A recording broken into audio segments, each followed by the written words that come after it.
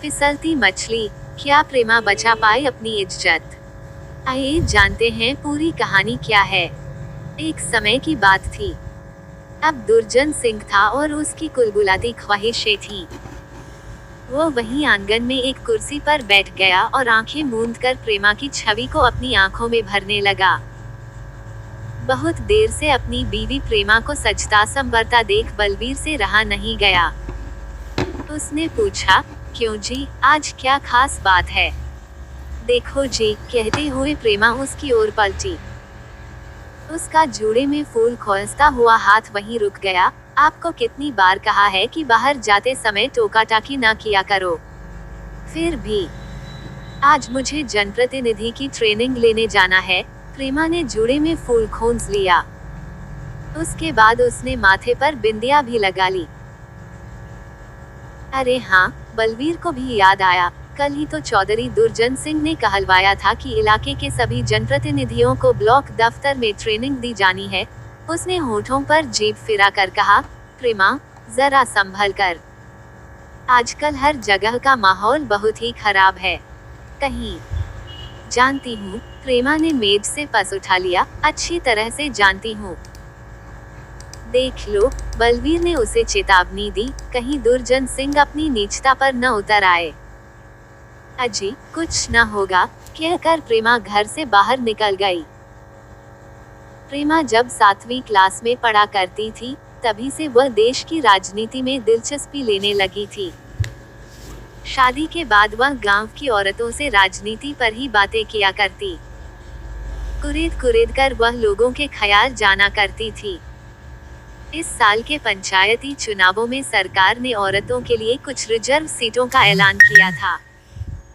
प्रेमा चाहकर भी चुनावी दंगल में नहीं उतर पा रही थी। गांव की कुछ औरतों ने अपने नामांकन पत्र दाखिल करा दिए थे। तभी एक दिन उसके यहाँ दुर्जन सिंह आया और उसे चुनाव लड़ने के लिए उकसाने लगा। इस पर बलवीर ने खींचते हुए कहा था, नहीं चौधरी साहब, चुनाव लड़ना अपने बूते की बात नहीं है। क्यों भाई? दुर्जन सिंह ने पूछा था। ऐसी क्या बात हो गई? हमारे पास पैसा नहीं है न, बलवीर ने कहा था। तू चिंता न कर, दुर्जन सिंह ने छाती ठोंक कर कहा था, वैसे इस चुनाव में ज्यादा पैसों की जरूरत नहीं है। फिर भी जो भी खर्चा आएगा उसे पार्टी दे देगी। तो क्या ये पार्टी की तरफ से लड़ेगी? बलवीर ने पूछा था। हाँ, दुर्जन सिंह ने मुस्कुरा कर कहा था, मैं ही तो उसे पार्टी का टिकट दिलवा रहा हूँ। फिर ठीक है, बलवीर बोला था। इस प्रकार प्रेमा उस चुनावी दंगल में उतर गई थी। सच में चौधरी दुर्जन सिंह ने चुनाव प्रचार का सारा खर्चा पार्टी फंड से दिला दिया था।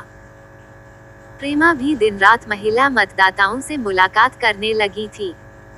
उसका चुनावी नारा था, शराब हटाओ, देहात बचाओ। चुनाव होने से पहले ही मतदाताओं की हवा प्रेमा की ओर बहने लगी थी। चुनाव में वह भारी बहुमत से जीत गई थी। एक उम्मीदवार की तो जमानत तक जब्त हो गई थी। तब से चौधरी साहब का प्रेमा के यहाँ आना जाना कुछ ज्यादा ही होने लगा था। गांव से निकलकर प्रेमा सड़क के किनारे बस का इंतजार करने लगी। वहां से ब्लॉक दफ्तर तकरीबन 20 किलोमीटर दूर था। बस आई तो वह उसमें चढ़ गई। बस में कुछ और सभापति भी बैठी हुई थी। वह उन्हीं के साथ बैठ गई। ब्लॉक दफ्तर में काफी चहल पहल थी। प्रेमा वहां पहुंची तो माइक से हेलो हेलो कहता हुआ कोई माइक को चेक कर रहा था। उस शिविर में राज्य के एक बड़े नेता भी आए हुए थे। मंच पर उन्हें माला पहनाई गई। उसके बाद उन्होंने लोगों की ओर मुखातिब होकर कहा, भाइयों और बहनों, आप लोग जनता के प्रतिनिधि हैं। यहाँ आप सबका स्वागत है। तजर्बेकार सभासद आपको बताएंगे कि आपको किन किन नियमों का पालन करना है।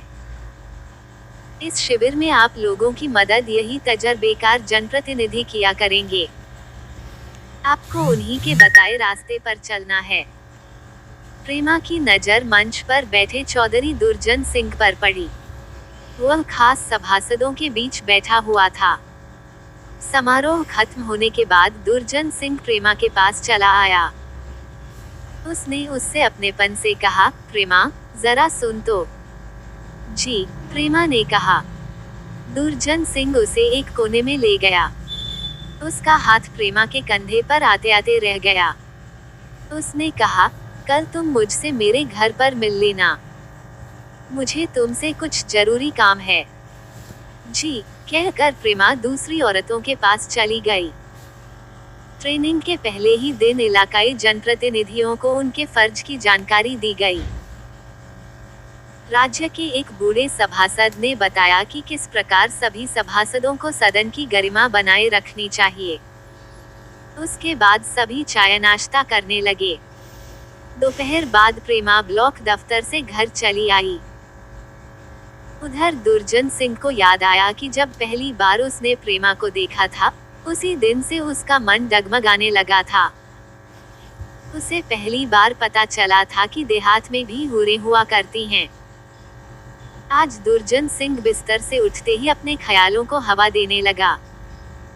उसने दाढ़ी बनाई और शीशे के सामने जा खड़ा हुआ। 60 साल की उम्र में भी वह नौजवान लग रहा था। आज दुर्जन सिंह की बीवी पति के मन की थाह नहीं ले पा रही थी। ऐसे तो वह कभी भी नहीं सजते थे। आखिरकार उसने पूछ ही लिया, क्यों जी, आज क्या बात हो गई? क्या मतलब है तुम्हारा? दुर्जन सिंह ने मासूम बनते हुए पूछा। आज तो आप कुछ ज्यादा ही बनठन रहे हैं। अरे हाँ, दुर्जन सिंह ने मूंछों पर ताव देकर कहा, आज मैंने 2-3 सभासदों को अपने घर पर बुलाया है। उनसे पार्टी की बातें करनी हैं। फिर उनकी खातिरदारी कौन करेगा? चौधराइन ने पूछा। हम ही कर लेंगे, दुर्जन सिंह ने लापरवाही से कहा, उन्हें चाय ही तो पिलानी है ना। मैं बना दूंगा। ठीक है, चौधराइन भी बाहर जाने की तैयारी करने लगी। चौधराइन के बड़े भाई के यहाँ गांव में पोता हुआ था, उसे उसी खुशी में बुलवाया गया था।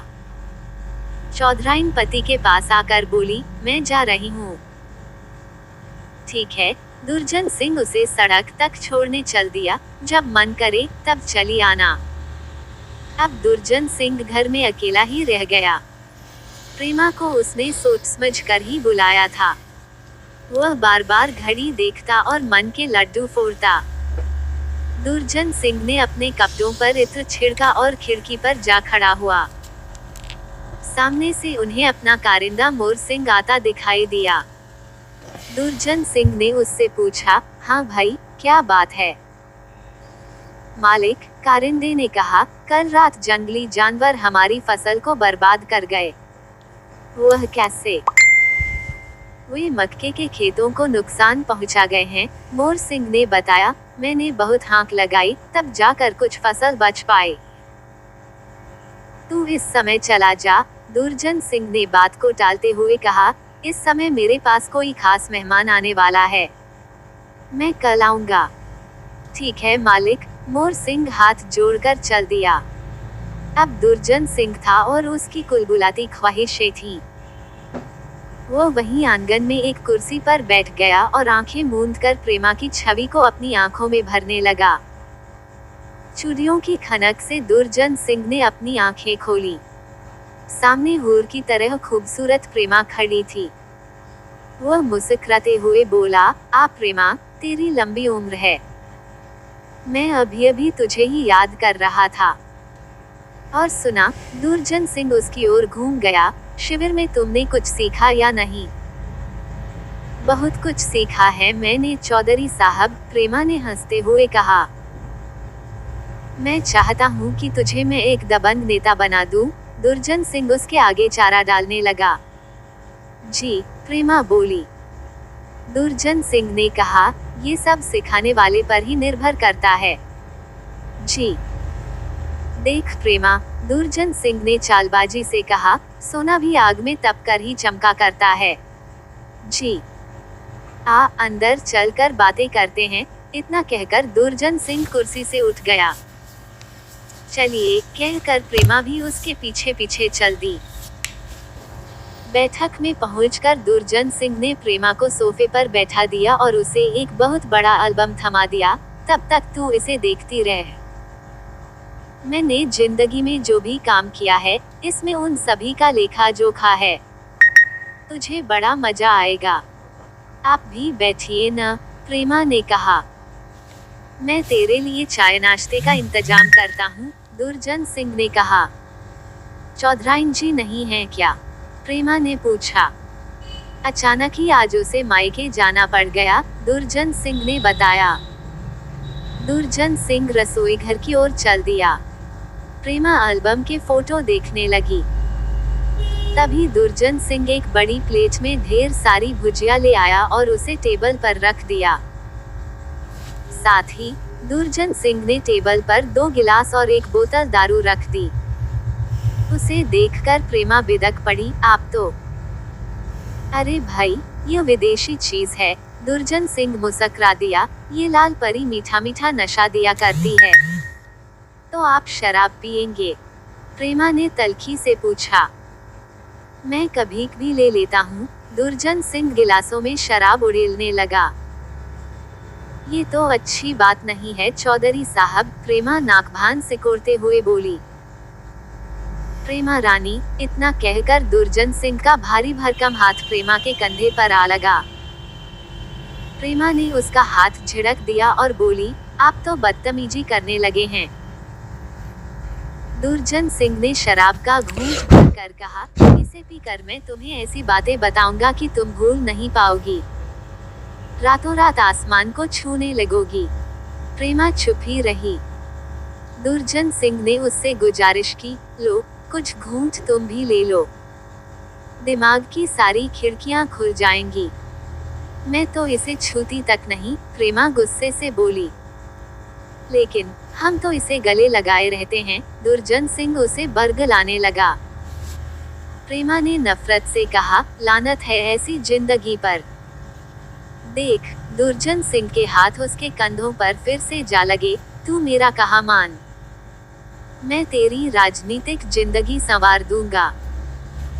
इतना सुनते ही प्रेमा दहाड़ उठी। आप जैसे पिता की उम्र के आदमी से मुझे इस तरह की उम्मीद नहीं थी। मगर तब भी दुर्जन सिंह के हाथों का दबाव बढ़ता ही गया। प्रेमा शेरनी से बिजली बन बैठी। उसने एक ही झटके में चौधरी के हाथ एक और झटक दिए और दहाड़ी, मुझे मालूम न था कि आप इतने गिरे हुए हैं। दुर्जन सिंह खिसियाए आवाज में बोला, राजनीति का दलदल आदमी को दुराचारी बना देता है। तू मेरा कहा मान ले, तेरी 5 उंगलियां घी में रहा करेगी, तुझे लोग याद करेंगे। नहीं, प्रेमा जोर से चीख उठी, मैं अपने ही बूते पर एक दबंग नेता बनूंगी। इसके बाद वह झट से बाहर निकल गई। दुर्जन सिंह को लगा जैसे उसके हाथ से मछली फिसल गई हो।